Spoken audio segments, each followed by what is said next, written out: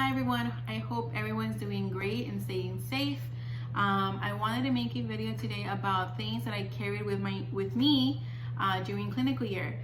So these are the top 5 things that I use, and basically they're really honestly the only things I use during clinical year, pocket-wise, or things that I took to clinical year or that I bought for clinical year. And I hope this helps. I know I haven't really uploaded a video since my last video when I talked about me passing my boards. A lot of things have happened, a lot of things have changed. So I'm really excited to fill you guys in on that because this is part of, I guess, my journey. And you know, I think those moments should also be shared and should also be you know, celebrated. It's not everything just work. You know, life is to be lived and enjoyed in many different aspects. And being a PA and PA school was just a part of me. It doesn't define me as a whole person.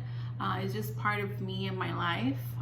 So I took a break in regards to, you know, really living and enjoying things in the present moment. So that's what I've been doing. But nonetheless, I hope my content is still of help to many of you.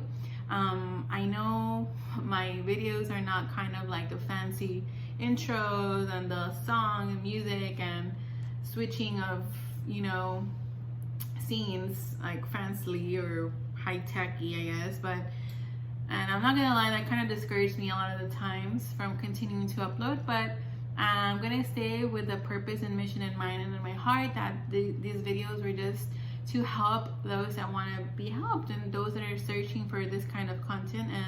And I hope that my videos help. Like I said, I'm really happy with the interaction I've had with viewers and the messages we've been exchanging and comments, and I really hope from the bottom of my heart that all of these videos help, because that's honestly what they're here for. So yeah, this video is going to be about the top 5 things, and really honestly the only 5 things I would use for clinical year. So if you want to learn more, please keep watching.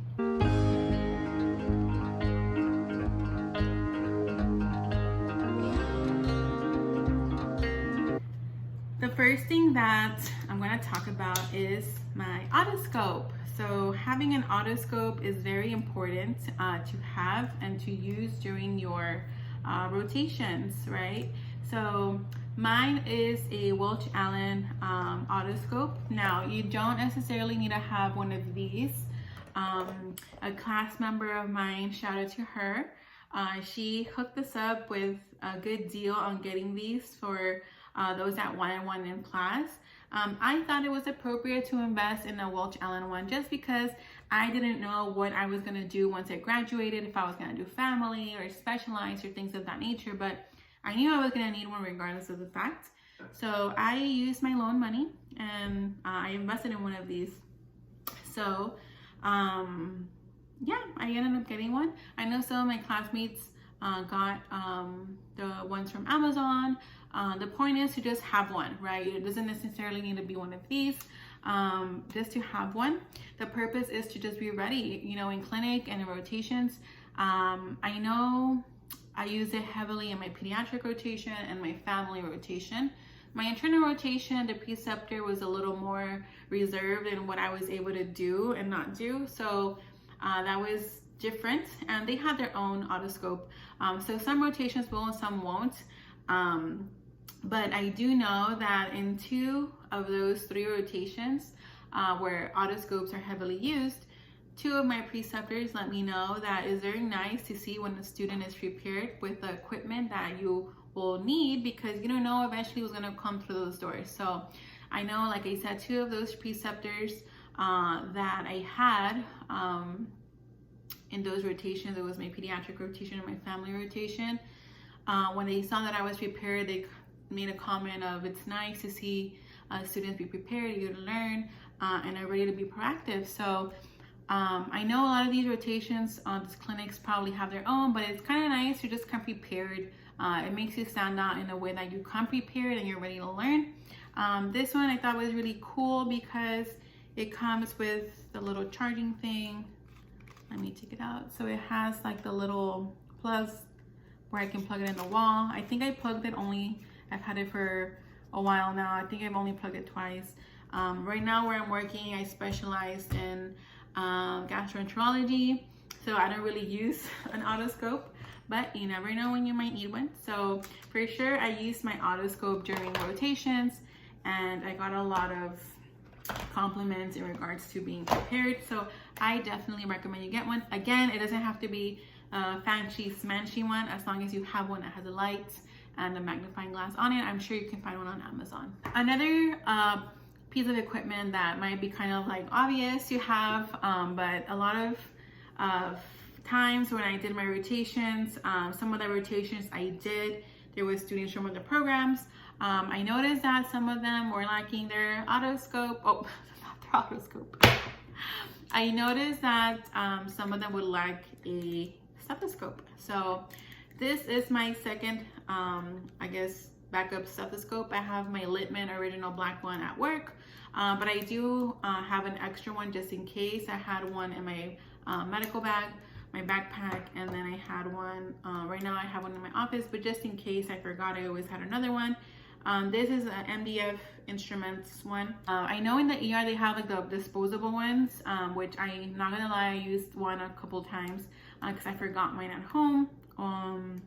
But I definitely recommend you having your own stethoscope. Like I said, it's very nice to just be there, be prepared, and not be looking or asking around, or kind of having the patient in the room, getting out, looking for one, and kind of, you know, coming all the way back. It's nice to just be prepared. So obviously, a stethoscope, it doesn't have to be a Littman. Like I said, I have my MDF Instruments one, but as long as you have an effective stethoscope, that's what you'll really need. Now, in regards to pocketbooks, I did get a Autoscope Pocket Pharmacopedia. How many times I honestly use this, I can count with the palm of my hand. On downtime, I would kind of read the common medications of that day that I repetitively saw. I kind of sectioned it off with emergent or adult emergency drugs, toxicology, things of that nature. The one that I really used more and I still use in my work right now is the Maxwell pocketbook. I think it's just about 8 pages.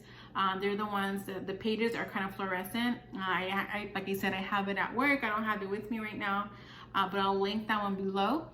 One page is like lime green, one's hot pink, one's orange, one's blue. They're kind of cheat sheets with like dermatomes, ACLS protocol, discharging, admitting, APGAR scores, and basic lab values. So I kind of have that in my pocket right now, and I use that one heavily during my rotations as well. I didn't really use any other pocketbook, but the Maxwell one, I'm not gonna lie, I use that a lot in family, ER, when I had patients that had maybe shingles, the dermatomes, lab values, things of that nature. So I really recommend having the Maxwell one. Like I said, I don't have it with me. I'll link that one below. And then the Pharmacopedia one, that one was pretty handy too, I'm not gonna lie. So if I had to choose, I would choose the Maxwell over this one because I didn't really use this one. Like I said, I used it a handful of times, but if I had to pick two, I would use this in the Maxwell pocketbook. So the fourth thing I wanted to talk about today was Hippocrates. So I'm not obviously getting sponsored by them, which if I was, that would be pretty cool, I'm not gonna lie. But Hippocrates is a phone app that you get on your phone, and it lets you just look up a drug, and it lets you know the dosing for adults, pediatrics, if there's a hepatic dosing or renal dosing for patients with end-stage renal disease. That app, I use it daily. So I really recommend you get that app.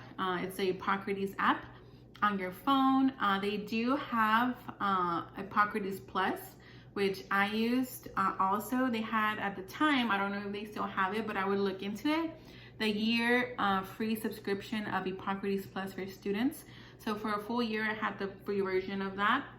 And the drug would actually go to like the diagnosis of what the drug was for, and then the treatment and the pathophysiology, the pharmacology, the etiology, the approach, the follow-up type. So that was pretty neat. But other than that, the Hippocrates app is basic function of the drug and prescriptions is free. So I still use that heavily right now Even at work, if I need to look something up, or the dosing for that, I still use it a lot. I know a lot of preceptors of mine also use it in ER. So it's a very popular app and something I really definitely recommend. Again, the app is called Hippocrates, and it's a pharmacology app. Pharmacology lets you know the kinetics of things, the medications, and the dosing. So I highly recommend that app as well. Now, the last thing that I recommend, and I got a lot of compliments for, I don't know if it was because I used the pen with it or I don't know, but for some reason, since the very beginning of my rotations, when I used my iPad, and I have my Apple Pen here, and it's the first generation because my iPad is super old. It literally still has like the little clicky thing here, and then I have like a privacy camera protector.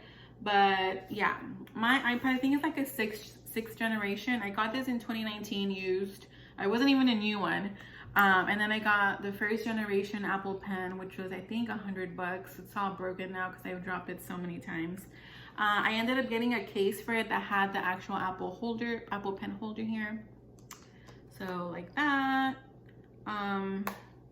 Hopefully by now you guys have one of these, and if not, it's okay too, as long as you have pen and paper. The point is just to have somewhere to annotate information, you know, because you're on the run, you're kind of seeing patients in and out and things like that. So you kind of want to have things readily available for you to be able to write and to access later. So I don't know, I kind of recommend having an iPad. Like I said, it doesn't have to be a new one, or having some sort of writing equipment with a pen where you can annotate notes quickly. I have my OneNotes, so I will kind of try to show you guys here. So I'm going to cover that part. So I have all my notes kind of like right there. And like I said, I have another video where I talk about how I use my OneNote and how I put kind of like my chart on my video, how to get A's in PA school. I'll link that down below. I love OneNote because I get to make a folder within a folder within a folder within a folder, so everything stays really organized.